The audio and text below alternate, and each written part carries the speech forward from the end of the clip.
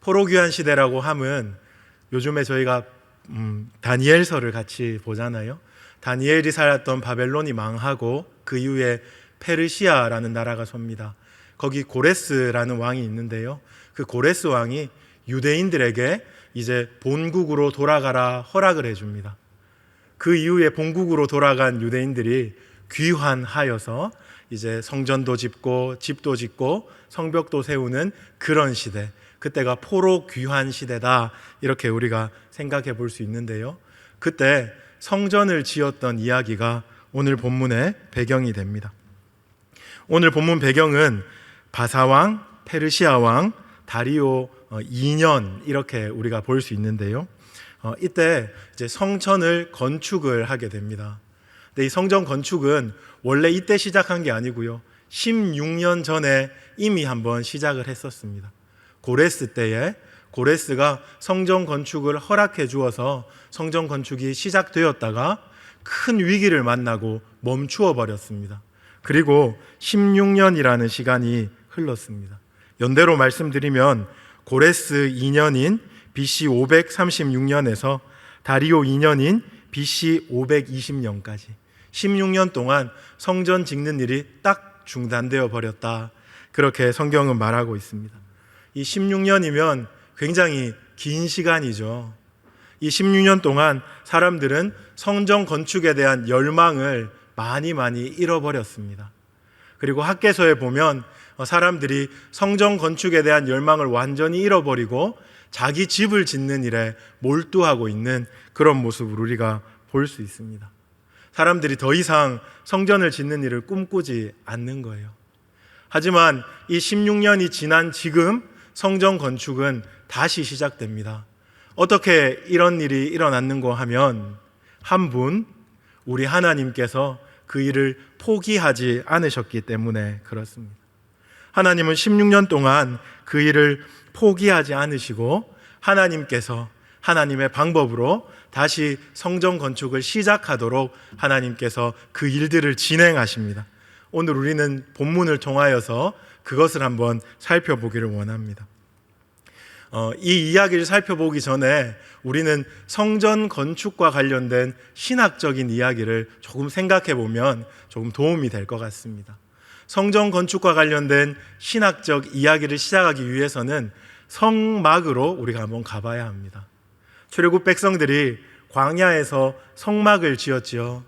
그 성막에는 하나님의 영광의 임재가 약속된 곳이었습니다. 히브리어로는 쉐키나라고 말하는데 하나님의 임재를 상징하는 것이 바로 성막이었습니다. 그뿐만 아니라 성막이 그 진영 한 복판에 한 가운데 있었거든요. 그 한 가운데 있다는 것은 이스라엘 공동체의 존재의 목적과 존재의 의미를 너무 잘 보여주는 겁니다. 이 백성들은 하나님 때문에, 그리고 하나님으로 말미암아 하나님을 위해서, 하나님을 인해서 존재하는 자들이다 하는 것이 성막을 통해서 딱 드러나는 거죠. 시간이 흘렀습니다. 출애굽 백성들이 가나안 땅에 들어갔고요. 우리가 잘 아는 것처럼 다윗과 솔로몬을 통하여서 성전이 지어졌습니다. 그런데 그 내용은 다르지 않습니다. 성전 또한 하나님의 임재를 상징하는 거죠. 또한 이스라엘 백성의 존재의 의미와 목적을 말해주는 것이 성전입니다. 그러므로 지금 이 이스라엘 백성들이 하나님께 감동되어 성전을 다시 짓는다 하는 일은 우리가 쉽게 이해할 수 있게는 부흥의 일입니다. 부흥의 일.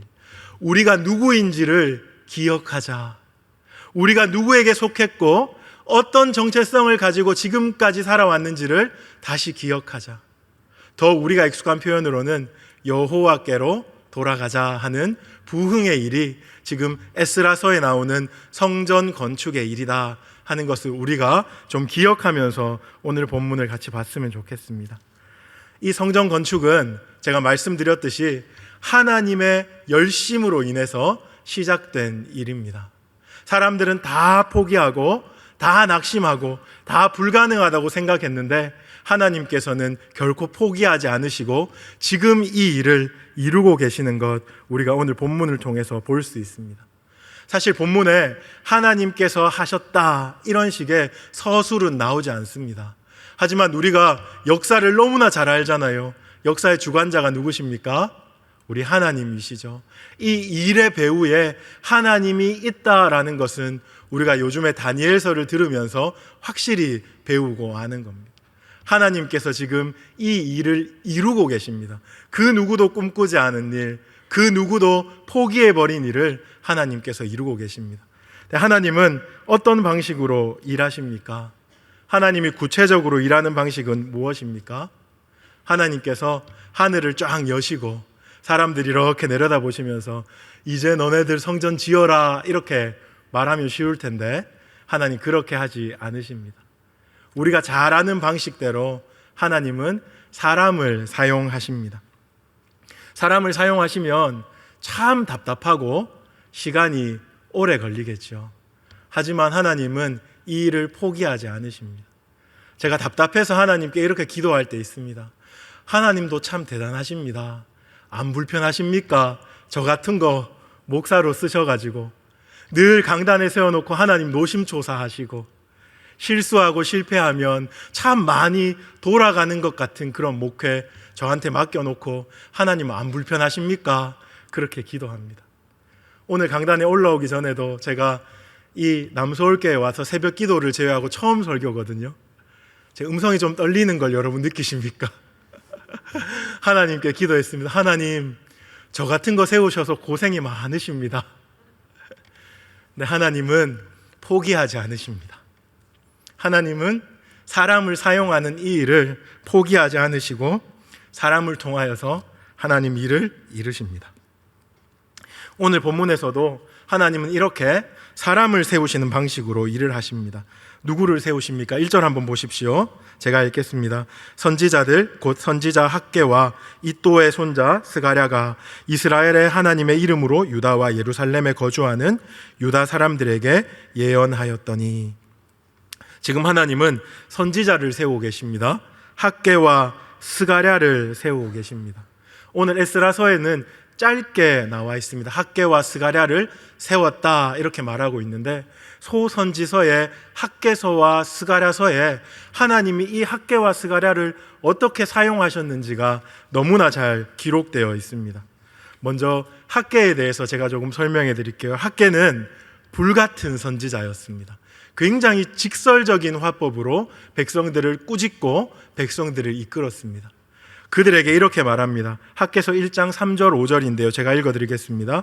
여호와의 말씀이 선지자 학개에게 임하여 이르시되 이 성전이 황폐하였거늘 너희가 이때에 판벽한 집에 거주하는 것이 옳으냐. 그러므로 이제 만군의 여호와가 이같이 말하노니 너희는 너희의 행위를 살필지어다. 책망하심으로 하나님의 성전은 중단되었는데 너희는 이렇게 의리의리한 집에 사는 것이 과연 옳으냐? 너희의 행위를 살펴보라 하고 학개를 통하여서 하나님은 이스라엘 백성들의 촉구하시고 책망하십니다. 그런가 하면 스가랴는요, 학개와 비교해 보면 좀 부드러운 사람이었던 것 같습니다. 그래서 여러분들이 스가랴서 읽어보시면 스가랴서에는 비유가 많이 나옵니다. 이렇게 저렇게 비유하면서 하나님의 백성들에게 성전을 다시 짓는 일을 촉구하고 특별히 스가랴를 통해서는 총독인 스룹바벨과 대제사장인 예수아를 사용하실 것을 말씀하셨습니다. 이처럼 하나님은 하나님의 일을 시작할 때 누구를 가장 먼저 세우십니까? 선지자를 세우십니다. 오늘날로 말하면 말씀을 맡은 자들을 세우십니다. 여러분 적용으로요, 여러분들이 우리 목회자를 위하여 기도해야 하는 이유가 여기에 있습니다.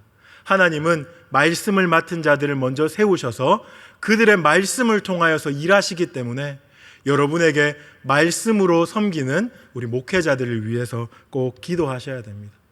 젊을 때 제가 성경 읽을 때 학개 스가랴 같은 선지자들은 하늘에서 뚝 떨어진 줄 알았습니다. 날 때부터 굉장히 탁월하고 성경 읽으면 하나님 말씀 들으면 다 깨닫고 너무너무 담대해서 사람들 앞에 딱 하나님의 진리를 말할 수 있는 그런 탤런티드한 그런 사람인 줄 알았습니다. 근데 신앙의 연수가 더하고 목회자로 섬겨보니 아니었습니다. 학개 스가랴도 우리와 똑같은 사람이거든요. 근데 하나님 너무 사랑해서, 하나님 말씀 너무 사랑해서 연구하고 공부하고 듣고 깨닫고 기도하면서 하나님 말씀을 받는 거예요. 그리고 그 말씀을 하나님 내가 담대히 1.1획도 가감이 없이 하나님 말씀 전하겠습니다 하고 목숨 걸고 선포하는 그런 자리에 서던 그런 자들입니다. 우리의 신앙의 선배들이죠. 목회자들이 그래야 하는데요, 오늘날 목회자들이 너무너무 약해졌습니다. 성도님들 눈치 보고 하나님 눈치 잘 안 보고 그렇게 살아가는 목회자들에게 여러분들이 기도로 많이 응원해 주시고 목회자들이 좀 정신 차릴 수 있도록, 그리고 힘을 낼 수 있도록 그렇게 기도해 주시면 좋겠습니다. 그런가 하면 성도들은 이 말씀을 어떻게 대해야 합니까? 지금처럼요, 귀를 쫑긋 세우고 눈을 고정하고 하나님 말씀을 들어야 합니다. 성경에 보면 하나님이 성도들을 위경에서 건지실 때 무엇을 보낸다고 말씀하냐 하면 말씀을 보낸다고 말합니다. 말씀이 와서 성도들을 위기에서 건지시고 말씀이 와서 삶을 고치시거든요. 그것을 깨닫고 하나님 말씀을 들어야 산다 하며 말씀 앞에 진지하게 설 수 있는 우리들이 되었으면 좋겠습니다. 하나님은 이렇게 선지자들을 통하여서 말씀을 보내십니다. 그런데 그 말씀 앞에 누가 가장 먼저 반응을 합니까? 2절 보십시오. 2절 보시면 이에 스엘디엘의 아들 스룹바벨과 요사닥의 아들 예수아가 일어나 예루살렘에 있던 하나님의 성전을 다시 건축하기 시작하며 하나님의 선지자들이 함께 있어 그들을 돕더니. 저는 이 2절이 시작하는 이에라는 접속사에 주목합니다. 선지자를 세우셨습니다. 그리고 하나님께서 지금 스룹바벨이라는 총독, 백성들의 지도자와 예수아라는 대제사장을 세우고 계십니다. 이 이에라는 말로 연결되어 있습니다. 선지자를 통하여서, 선지자들의 말씀을 통하여서 지금 종교적, 정치적 지도자들을 세우시고 있습니다. 어느 공동체든지 리더의 역할은 굉장히 중요합니다. 리더의 자리에 서 계신 분들이 이 자리에 참 많으실 텐데요, 리더는 다른 사람이 모르는 많은 짐들을 지고 있습니다. 근데 그것을 알릴 수 없을 만큼 많이 힘이 들고 아픈 중에 있습니다. 리더가 낙심하고 리더가 흔들리면 공동체 전체가 흔들리고 맥이 빠진다 하는 것을 여러분 기억하셨으면 좋겠습니다. 장장 16년입니다. 16년 동안 해야 할 일을 못하고 있다면 누가 가장 마음이 답답하겠습니까? 리더들이 가장 마음이 답답할 겁니다. 큰 패배감과 자괴감과 두려움에 빠져 있었을 것입니다. 그런데 지금 하나님께서 선지자들을 통하여서 리더들을 일으켜 세우고 계십니다. 말씀을 좀 찾겠는데요, 스가랴서로 한번 가볼까요? 스가랴서, 소선지서 뒤쪽에 있습니다. 학개, 스가랴, 말라기 이렇게 끝나죠. 스가랴서 4장으로 한번 가보겠습니다. 4장 6절로 9절까지 말씀인데요, 하나님이 지금 말씀으로 스룹바벨을 세우십니다. 총독, 백성들의 정치적 지도자인 스룹바벨을 어떻게 세우는지 한번 보십시오. 4장 6절부터 제가 읽겠습니다. 그가 내게 대답하여 이르되 여호와께서 스룹바벨에게 하신 말씀이 이러하니라. 만군의 여호와께서 말씀하시되 이는 힘으로 되지 아니하며 능력으로 되지 아니하고 오직 나의 영으로 되느니라. 큰 산아 네가 무엇이냐? 네가 스룹바벨 앞에서 평지가 되리라. 그가 머릿돌을 내놓을 때에 무리가 외치기를 은총이 그에게 있을지어다 하리라 하셨고, 여호와의 말씀이 또 내게 임하여 이르시되 스룹바벨의 손이 이 성전의 기초를 놓았은즉 그의 손이 또한 그것을 마치리라 하셨나니 만군의 여호와께서 나를 너희에게 보내신 줄을 네가 알리라 하셨느니라. 한마디로 하나님께서 지금 스룹바벨을 세우고 계십니다. 응원하고 있습니다. 성령을 부어주심으로 지도자인 스룹바벨이 하나님의 일을 할 수 있도록, 담력을 얻을 수 있도록 그렇게 스룹바벨을 이끌고 계십니다. 그런가 하면 3장으로 한번 가보십시오. 스가랴 3장 3절로 5절입니다. 제가 한번 읽겠습니다. 여호수아가 더러운 옷을 입고 천사 앞에 서 있는지라. 여호와께서 자기 앞에 선 자들에게 명령하사 그 더러운 옷을 벗기라 하시고 또 여호수아에게 이르시되 내가 내 죄악을 제거하여 버렸으니 내게 아름다운 옷을 입히리라 하시기로 내가 말하되 정결한 관을 그의 머리에 씌우소서 하매 곧 정결한 관을 그 머리에 씌우며 옷을 입히고 여호와의 천사는 곁에 섰더라. 환상 가운데 여호수아가 더러운 옷을 입고 있습니다. 여호수아가 누굽니까? 대제사장이었거든요. 예수아라고도 기록되어 있는 동일한 인물입니다. 대제사장 여호수아가 더러운 옷을 입고 있다는 건 어떤 의미겠습니까? 그가 완전히 낙심하고 무너져 버렸다는 의미입니다. 그런데 환상 가운데 그 더러운 옷을 벗기시고 깨끗한 옷 입히시고 아름다운 관을 씌우십니다. 얼마나 감동적인 환상입니까? 여호수아는 이런 환상을 보고 이런 환상에 대한 말씀을 듣고 그의 내면으로부터 많은 회복이 일어났을 것입니다. 하나님은 이렇게 지도자들에게 또 다른 기회를 주고 계십니다. 지금까지 여러분이 많은 지도자를 보셨습니다. 정치적인 지도자도 마찬가지고 종교적인 지도자도 마찬가지였습니다. 여러분, 성에 찬 지도자가 지금까지 있었습니까? 없었지요. 이 부분이 좋으면 저 부분이 약하고 저 부분이 좋으면 이 부분이 약한 것, 우리가 너무 많이 경험했습니다. 그런데 하나님은 그 지도자들에게 또 다른 기회를 주시는 거예요. 싸매고 고치시며 그들을 사용하십니다. 하나님이 이렇게 지도자들을 붙드신다 하는 것을 우리가 기억하면 좋겠습니다. 그런데 우리가 지도자라 할 때 뭐 정치적 지도자 아니면 종교적 지도자뿐만 아니라 나 자신도 하나님이 지도자로, 다르게 말하면 리더로 세우셨다는 거 여러분들이 좀 기억하셔야 합니다. 교회에서 장로님, 권사님, 집사님, 직분자로 세우셨습니다. 뿐만 아니라 목자로 세우셨죠. 가정에서 부모로 세우셨고 직장에서 리더로 세우셨습니다. 우리는 꿈을 꿉니다. 완벽한 리더가 되고 싶습니다. 완벽한 부모가 되고 싶습니다. 완벽한 지도자가 되고 싶습니다. 그런데 그것은 우리 담임 목사님 잘 쓰시는 표현처럼 깨몽입니다. 안 됩니다. 절대로 잘 되지 않습니다. 하지만 하나님께서 리더를 붙들고 계신다 하는 것을 우리가 기억할 수 있길 바랍니다.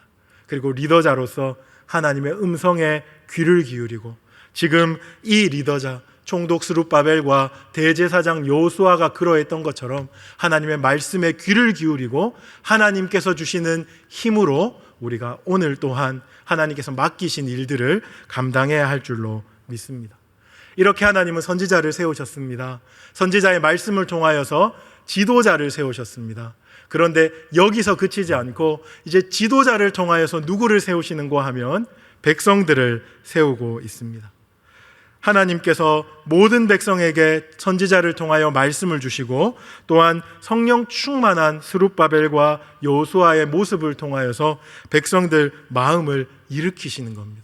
16년 동안 낙담하고 포기하고 신경 쓰지도 않았던 이 일이 참으로 하나님 앞에 영광스럽고 소중하고 생명과 가치를 걸 만한 일인지 깨닫고 이제 그들이 움직이게 됩니다. 다시 에스라서 5장으로 가보겠습니다. 5장 3절로 5절까지인데요. 우리가 함께 봉독했지만 제가 다시 한번 읽어드리겠습니다. 그때에 유브라데강 건너편 총독 다뜨네와 스달보스네와 그들의 동관들이 다 나와 그들에게 이르되 누가 너희에게 명령하여 이 성전을 건축하고 이 성곽을 마치게 하였느냐 하기로 우리가 이 건축하는 자의 이름을 아뢰었으나 하나님이 유다 장로들을 돌보셨으므로 그들이 능히 공사를 막지 못하고 이 일을 다리오에게 아뢰고 그 답장이 오기를 기다렸더라. 3절 4절에 보면 이제 페르시아에서 파견된 그 지방관이라고 말할 수 있는 총독들이 이 일의 책임자가 누구인지를 와서 따져 묻습니다. 그것은 객관적인 사실을 묻고 있는 것이 아닙니다. 이 일의 책임자가 누구인지 진짜 궁금해서 묻는 것이 아니고 압박하여서 이 일을 멈추도록 하기 위함입니다. 누가 이 일을 지시했고 누가 이 일을 책임지고 있는지 이런 것들을 따져 묻고 있는 겁니다. 16년 전엔 어땠습니까? 사마리아인들이 와서 똑같은 짓을 했거든요. 이 일이 과연 왕에게 허락받은 일인가 하고 물으면서 그들을 옥죄고 압박할 때 4장 4절에 보시면 그들의 손이 약하게 되었다라고 말합니다. 그리고 그 일이 중단되어 버렸습니다. 하지만 이제는 그들이 요동하지 않습니다. 그 총독들이 도대체 누가 이 일의 책임자인가? 라고 3절에서 물었습니다. 4절 한번 보십시오. 우리가 이 건축하는 자의 이름을 아뢰었으나, 책임자의 이름을 말한 것이 아니고 지금 건축하고 있는 자들의 이름을 다 말하고 있는 겁니다. 질문과 답이 다르죠.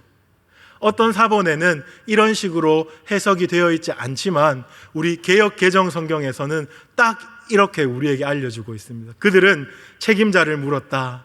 하지만 우리는 지금 건축하고 있는 자들의 이름을 말했다라는 겁니다. 무슨 차이입니까? 그들은 더 이상 다른 사람 뒤에 숨지 않습니다. 이 일은 우리의 일입니다. 다르게 말하면 이 일은 나의 일입니다 라고 말하면서 이 일에 대한 열망과 이 일에 대한 자부심을 가지고 지금 딱 서 있는 겁니다. 영적인 스크램을 딱 짜고, 영적인 스크럼을 딱 짜고 상대방이 밀어붙일 때 결코 밀리지 않고 하나님의 백성다운 모습으로 하나님의 일들을 지금 진행하고 있는 거죠. 어떻게 이런 일이 가능했습니까? 우리가 지금까지 보았던 것처럼 선지자를 통하여서 말씀하셨고 지도자들에게 성령을 부어주심으로 백성들이 하나님이 일하시는구나라는 것을 보았습니다. 5절에 이렇게 말하는 겁니다. 하나님이 유대 장로들을 돌보셨으므로. 하나님의 눈이 우리와 함께 하는구나, 하나님의 손이 우리와 함께 하는구나, 이것을 깨달았을 때 그들은 넘어진 자리에서, 실패한 자리에서, 더 이상 소망이 없다라고 한 자리에서 다시 일어나서 그 일을 감당할 수 있게 된 것입니다. 이제 말씀을 정리하겠습니다. 저는 성전 재건의 일이 어떻게 이루어졌는지 여러분과 함께 나누었습니다. 하나님의 열심으로 시작된 이 일이 하나님이 선지자들을 세우셔서 말씀하심으로, 그리고 그 선지자의 말씀으로 고무된, 그 말씀으로 은혜 받은 지도자들을 세우심으로, 그 지도자들과 말씀을 통하여 백성들이 더 이상 물러서지 않고 하나님의 일에 헌신함으로 이 일이 일어났습니다. 이것은 부흥의 일과 매우 닮아 있죠. 부흥의 일은 하나님의 일입니다. 하나님이 부흥의 일을 주도하시고 하나님께서 부흥의 일을 하나님의 일로 삼아서 일으키십니다. 그런데 그 일을 하실 때 하나님은 꼭 사람을 찾으십니다. 하나님이 기뻐하시는 사람, 말씀의 사람을 세우시고 그 말씀으로 헌신되어 자기의 자리에서 최선을 다해서 하나님의 일들을 하는 사람들을 세우십니다. 그래서 사실 오늘 설교의 제목은 부흥이 아니고요, 제가 주보에 너무 길어서 앞에 다 잘라 먹었습니다. 하나님 손에서 시작되어 백성의 손으로 이어지는 부흥이 진짜 제목입니다. 여러분 제목만 기억하셔도 성공입니다. 하나님 손에서 시작되어 백성의 손으로 이어지는 부흥. 뉴스를 보십니까? 엔데믹 이런 이야기들을 합니다. 사람마다 해석이 다르지만 코로나가 끝나가는 것 같습니다.